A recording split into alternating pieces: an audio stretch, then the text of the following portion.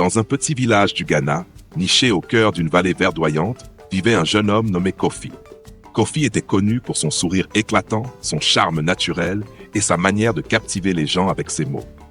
Mais derrière ce sourire se cachait une lutte silencieuse, une bataille contre la pauvreté qui rongeait son quotidien. Le village nommé Nkosso était un endroit où le temps semblait s'écouler lentement. Les maisons en terre battue étaient alignées le long de chemins poussiéreux et les enfants couraient pieds nus, leur rire résonnant dans l'air chaud. Le marché central, avec ses étals colorés et ses odeurs épicées, était le cœur battant de la communauté. Mais pour Kofi, ce village était à la fois un refuge et une prison. Chaque jour, Kofi traversait le village, passant devant les grandes maisons aux murs blanchis à la chaux, les voitures rutilantes garées devant les portails en fer forgé. Ces maisons appartenaient à des hommes qui avaient réussi, des hommes qui avaient échappé à la pauvreté. Kofi les observait avec un mélange d'admiration et de jalousie. Il rêvait d'une vie différente, d'une vie où il n'aurait plus à se soucier de son prochain repas, où il pourrait offrir à sa famille une maison digne de ce nom. Mais comment? Kofi n'avait ni éducation formelle, ni connexions influentes. Il se sentait piégé, comme si le monde lui avait fermé toutes les portes. Un soir, alors qu'il rentrait chez lui après une longue journée de travail, Kofi entendit une conversation qui allait changer sa vie à jamais.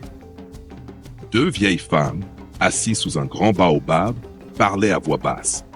Leurs mots étaient pleins de commérage, mais un nom en particulier attira l'attention de Kofi, Madame Adjoa. Madame Adjoa était une figure emblématique du village, veuve depuis de nombreuses années. Elle était connue pour sa richesse et son influence. Elle possédait terres, des commerces et même une usine de transformation de cacao. Mais ce qui intrigua Kofi, ce fut la rumeur que les deux femmes chuchotaient. Madame Adjoa cherchait un mari, et pas n'importe quel mari. Elle voulait un jeune homme, fort et beau, capable de l'accompagner dans sa vie luxueuse. Kofi sentit son cœur s'emballer. Cette rumeur était-elle une opportunité, une chance de sortir de la pauvreté? Il savait que Madame Adjoa était l'une des femmes les plus riches du village. Si Kofi parvenait à l'épouser, il pourrait enfin réaliser ses rêves. Mais il y avait un problème. Madame Adjoa était bien plus âgée que lui, presque assez vieille pour être sa mère. Kofi hésita. Épouser une femme pour son argent, était-ce la bonne chose à faire?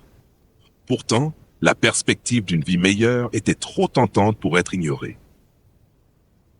Kofi passa la nuit à réfléchir, tournant et retournant la question dans son esprit. Le lendemain matin, il prit sa décision. Il irait rencontrer Madame Adjoa et lui proposerait sa main. Peu importe les sacrifices, il était prêt à tout pour échapper à la pauvreté. Kofi mit ses meilleurs vêtements, une chemise propre et un pantalon sans trous, et se dirigea vers la somptueuse demeure de Madame Adjoa. La maison était un spectacle à part entière. Entourée de hauts murs et de jardins luxuriants, elle dominait le village comme un château. Kofi frappa à la grande porte en bois, son cœur battant la chamade. Après quelques instants, la porte s'ouvrit et il se trouva face à face avec Madame Adjoa. Elle était vêtue d'une robe en soie fine, ses cheveux gris soigneusement enveloppés dans un foulard. Ses yeux, bien que marqués par l'âge, brillaient d'une intelligence vive. Elle sourit en voyant Kofi, mais son regard était scrutateur. « Que puis-je faire pour toi, jeune homme ?» demanda-t-elle, sa voix calme mais ferme. Kofi prit une profonde inspiration et parla avec audace. « Madame Adjoa, j'ai entendu parler de votre recherche d'un mari. Je crois que je suis l'homme qu'il vous faut. » Madame Adjoa éclata de rire. Un rire doux mais empreint de scepticisme. « Pourquoi un jeune homme comme toi voudrait-il épouser une vieille femme comme moi ?» Kofi, pris au dépourvu, chercha ses mots. « Ce n'est pas seulement votre richesse qui m'attire, madame. Je vois en vous une femme sage et forte, capable de m'apprendre beaucoup de choses. Ensemble, nous pourrions accomplir de grandes choses. » Madame Adjoa le regarda intensément, comme si elle cherchait à percer ses intentions. Puis elle hocha lentement la tête. « Très bien, Kofi. Je vais considérer ta proposition, mais sache que m'épouser ne sera pas aussi simple que tu le penses. Tu devras me prouver que tu en es digne. » Kofi quitta la maison de Madame Adjoa, le cœur léger, mais aussi avec un sentiment d'appréhension. Il ne savait pas à quoi s'attendre, mais il était prêt à tout pour réaliser son rêve. Le lendemain, un messager vint le chercher chez lui. « Madame Adjoa t'attend à la ferme, dit-il. Elle a une tâche pour toi. » Kofi suivit le messager jusqu'à la ferme où Madame Adjoa l'attendait, debout devant un champ de cacao. « Ton premier test est simple, dit-elle. Tu dois récolter ce champ aujourd'hui. Montre-moi que tu es capable de travailler dur. » Kofi hocha la tête et se mit au travail. Le soleil tapait fort et la sueur coulait sur son visage, mais il ne se plaignit pas. Il savait que chaque effort comptait pour impressionner Madame Adjoa. Les heures passèrent et Kofi continua à travailler, malgré la fatigue qui s'installait dans ses muscles. À la fin de la journée, Madame Adjoa vint l'inspecter. « Tu as bien travaillé, Kofi, » dit-elle, un léger sourire aux lèvres. « Mais ce n'était que le début. Demain, tu auras une nouvelle tâche. » Kofi hocha la tête, épuisé mais satisfait. Il avait passé le premier test, mais il savait que d'autres défis l'attendaient. Le lendemain, Kofi se présenta à la maison de Madame Adjoa, prêt à affronter son deuxième test. Cette fois, elle l'attendait dans son bureau, une pièce somptueuse remplie de livres et de documents. « Kofi, dit-elle en le regardant droit dans les yeux, aujourd'hui, tu vas devoir montrer que tu es capable de gérer des affaires délicates. Je veux que tu ailles au marché et que tu récupères les dettes que plusieurs commerçants me doivent. Certains refuseront de payer. Tu devras faire preuve de fermeté. » Kofi hocha la tête, bien qu'il se sentît mal à l'aise à l'idée de réclamer de l'argent à des gens qui, comme lui, luttaient peut-être contre la pauvreté. Mais il savait qu'il devait prouver sa valeur. Arrivé au marché, Kofi se dirigea vers le premier débiteur, un homme nommé Atto, qui vendait des fruits. « Bonjour, Atto, » dit-il poliment.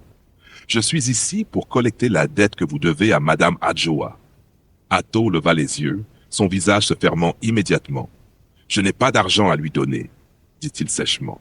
« Les affaires sont mauvaises en ce moment. » Kofi prit une profonde inspiration, se rappelant les conseils de Madame Adjoa. « Je comprends que les temps sont durs, » dit-il calmement. « Mais peut-être pourriez-vous payer une partie de la dette maintenant, et nous pourrions trouver un arrangement pour le reste. » Atto le regarda avec méfiance, mais après un long moment, il finit par acquiescer. « Très bien, » dit-il en tendant quelques billets à Kofi.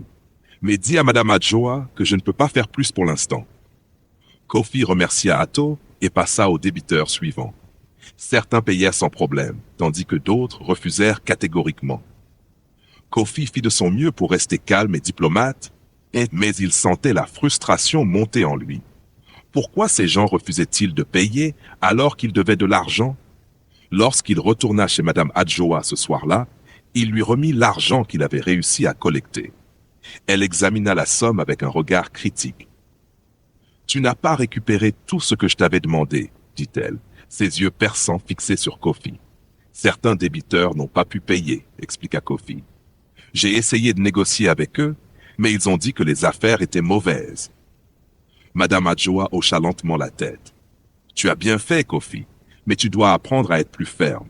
Dans ce monde, la gentillesse ne paie pas toujours. » Kofi quitta la maison de Madame Adjoa ce soir-là, l'esprit rempli de questions. Était-ce vraiment ce qu'il voulait? Devenir une personne dure, inflexible pour gagner la richesse? Il ne savait pas, mais il savait qu'il devait continuer à avancer. Le lendemain, un nouveau défi l'attendait.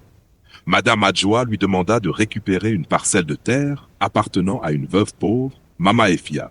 « Elle doit de l'argent, » expliqua Madame Adjoa. « Si elle ne peut pas payer, je dois récupérer la terre. » Kofi se rendit chez Mama Efia, un sentiment de malaise grandissant en lui. La maison de la veuve était petite et délabrée, et Mama Efia elle-même semblait épuisée par les années de labeur. « Madame Adjoa m'a envoyé pour récupérer la terre que vous lui devez, » dit Kofi, sa voix tremblant légèrement. Mama Efia le regarda avec des yeux remplis de tristesse. « Je n'ai pas d'argent, mon fils, dit-elle doucement. Cette terre est tout ce qui me reste. Si je la perds, je n'aurai plus rien. » Kofi sentit son cœur se serrer. Il ne pouvait pas faire ça. Il ne pouvait pas prendre la terre de cette femme. Mais que ferait Madame Adjoa s'il échouait? Il prit une décision. « Mama Efia, dit-il, je vais parler à Madame Adjoa. Je vais lui demander de vous donner plus de temps pour payer. » Mama Efia lui sourit, ses yeux remplis de gratitude. « Tu es un bon garçon, Kofi. Merci. Kofi retourna chez Madame Adjoa, déterminé à plaider la cause de Mama Efia. Mais il savait que ce ne serait pas facile. Madame Adjoa n'était pas connue pour sa compassion. Kofi se tenait devant la porte de la maison de Madame Adjoa, son cœur battant la chamade. Il savait que ce qu'il allait dire pourrait déterminer son avenir. Il frappa la porte et après quelques instants, Madame Adjoa elle-même vint ouvrir. « Tu as récupéré la terre ?» demanda-t-elle, ses yeux perçants fixés sur Kofi. Kofi prit une profonde inspiration. « Non, madame. Mama Efia n'a pas d'argent pour payer. Elle m'a dit que cette terre est tout ce qui lui reste. Si elle la perd, elle n'aura plus rien. » Madame Adjoa le regarda avec un mélange de surprise et de déception. « Et alors ? Elle me doit de l'argent. Si elle ne peut pas payer, je dois récupérer la terre. C'est la loi. » Kofi sentit une boule se former dans sa gorge. « Je comprends, madame. Mais peut-être pourrions-nous lui donner plus de temps? Elle est une veuve et elle travaille dur. Elle mérite une chance. » Madame Adjoa croisa les bras, son visage impassible. « Tu es trop doux, Kofi. Dans ce monde, la gentillesse ne paie pas. Si tu veux réussir, tu dois être fort et sans pitié. » Kofi baissa les yeux, ses pensées tourbillonnant dans sa tête. Était-ce vraiment ce qu'il voulait? Devenir une personne dure et impitoyable pour gagner la richesse? Il leva les yeux et regarda Madame Adjoa droit dans les yeux. « Je ne peux pas faire ça, madame, dit-il fermement. Prendre la terre de Mama Efia, c'est la condamner à la misère. Je ne peux pas être responsable de ça. » Madame Adjoa le regarda intensément, comme si elle cherchait à percer ses intentions. Puis elle hocha lentement la tête. « Très bien, Kofi. Je vais lui donner plus de temps. Mais sache que tu m'as déçu. » Kofi sentit un mélange de soulagement et de tristesse. Il avait réussi à aider Mama Efia, mais au prix de la déception de Madame Adjoa. Il quitta la maison ce soir-là, l'esprit rempli de questions. Était-ce vraiment ce qu'il voulait? Devenir une personne dure et impitoyable pour gagner la richesse? Il ne savait pas, mais il savait qu'il devait continuer à avancer. Le lendemain, un nouveau défi l'attendait. Madame Adjoa lui demanda de se rendre chez un ancien associé, le chef Kwam, pour récupérer une dette importante. « Le chef Kwam me doit beaucoup d'argent, expliqua-t-elle. Mais il refuse de payer. Je veux que tu lui rappelles ses obligations. » Kofi se rendit chez le chef Kwam, un sentiment de malaise grandissant en lui. La maison du chef était imposante, avec des murs en pierre et un grand portail en fer. Kofi frappa à la porte et après quelques instants, un serviteur vint ouvrir. « Je suis ici pour voir le chef Kwam, » dit Kofi. « Je viens de la part de Madame Adjoa. » Le serviteur hocha la tête et le conduisit à l'intérieur. Le chef Kwame était assis dans un fauteuil en cuir, un verre de vin à la main. Il regarda Kofi avec un mélange de curiosité et de mépris. « Qu'est-ce que Madame Adjoa veut maintenant ?» demanda-t-il d'une voix forte. Kofi prit une profonde inspiration. « Elle m'a envoyé pour récupérer la dette que vous lui devez. » Le chef Kwame éclata de rire. « Elle envoie maintenant des enfants faire son sale boulot? Dis-lui que je n'ai pas d'argent à lui donner. Les affaires sont mauvaises en ce moment. » Kofi sentit la colère monter en lui, mais il se rappela les conseils de Madame Adjoa. « Le chef Kwame, vous devez cet argent à Madame Adjoa. Si vous ne payez pas, elle prendra des mesures. » Le chef Kwame se leva, son visage rouge de colère. « Tu oses me menacer, petit? Dis à Madame Adjoa qu'elle peut aller au diable. » Kofi sentit son cœur battre la chamade, mais il ne recula pas. « Je ne vous menace pas, chef Kwame. Je vous rappelle simplement vos obligations. » Le chef Kwame le regarda intensément, comme s'il cherchait à l'intimider. Puis il se rassit, un sourire mauvais aux lèvres. « Très bien, petit. Dis à Madame Adjoa que je paierai. Mais dis-lui aussi que je n'oublierai pas cette insulte. » Kofi quitta la maison du chef Kwame, un sentiment de malaise grandissant en lui. Il savait qu'il venait de se faire un ennemi puissant, mais il n'avait pas le choix. Il retourna chez Madame Adjoa et lui rapporta la conversation. « Tu as bien fait, Kofi ?» dit-elle, un sourire satisfait aux lèvres. « Le chef Kwame est un homme dangereux, mais tu as tenu bon. Je suis impressionné. » Kofi hocha la tête, mais il ne se sentait pas fier. Il avait l'impression d'avoir franchi une ligne qu'il ne voulait pas franchir. Était-ce vraiment ce qu'il voulait? Devenir une personne dure et impitoyable pour gagner la richesse? Il ne savait pas, mais il savait qu'il devait continuer à avancer. Madame Adjoa, Assise derrière son bureau, prit un document sur son bureau et le tendit à Kofi. Voici un contrat. Si tu le signes, tu deviendras mon associé officiel. Tu auras accès à une partie de ma fortune, à mon influence et à tout ce que tu as toujours désiré. Kofi prit le contrat, ses yeux parcourant rapidement les lignes. Mais plus il lisait, plus son cœur se serrait. Le contrat stipulait que le chef Kwame serait ruiné, ses terres saisies et ses dettes multipliées. Kofi leva les yeux, choqué. « Madame Adjoa, ce contrat, il détruirait le chef Kwame, dit-il sa voix tremblante. « Oui, répondit-elle calmement. C'est le prix à payer pour le pouvoir, Kofi. Le chef Kwame est un obstacle, et tu dois choisir. Soit tu deviens mon associé et tu prospères, soit tu restes dans l'ombre et tu continues à lutter. » Kofi sentit une boule se former dans sa gorge. Il avait toujours rêvé de richesse et de pouvoir, mais à quel prix? Ruiner un homme, même un homme comme le chef Kwame, lui semblait inconcevable. « Je ne peux pas signer ça, madame, dit-il finalement, posant le contrat sur le bureau. Je ne veux pas gagner en détruisant les autres. Madame Adjoa le regarda intensément comme si elle cherchait à percer ses intentions. Puis elle sourit, un sourire étrange et presque fier. « Tu as passé le vrai test, Kofi, dit-elle. Ce n'était pas une question de force ou de richesse, mais de caractère. Tu as choisi l'intégrité. » Kofi fut stupéfait. « Alors, tout cela était un test? » ?»« Oui, répondit-elle. « Je voulais voir si tu étais prêt à perdre ton âme pour de l'argent. Tu as prouvé que non. Tu es un homme de valeur, Kofi. » Kofi sentit un poids se soulever de ses épaules. Il avait réussi, mais pas de la manière qu'il avait imaginée. Il avait gardé son intégrité, et cela valait plus que tout l'or du monde. Kofi quitta la maison de Madame Adjoa, son esprit en paix. Il avait appris une leçon précieuse. La richesse ne valait rien si elle coûtait son âme.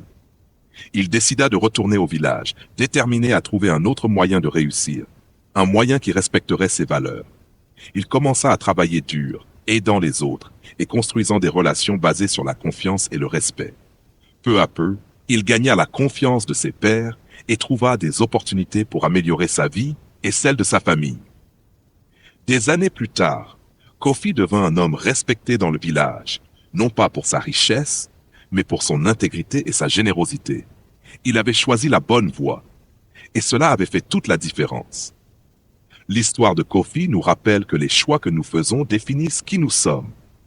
La véritable richesse ne se mesure pas en argent, mais en valeur et en respect de soi.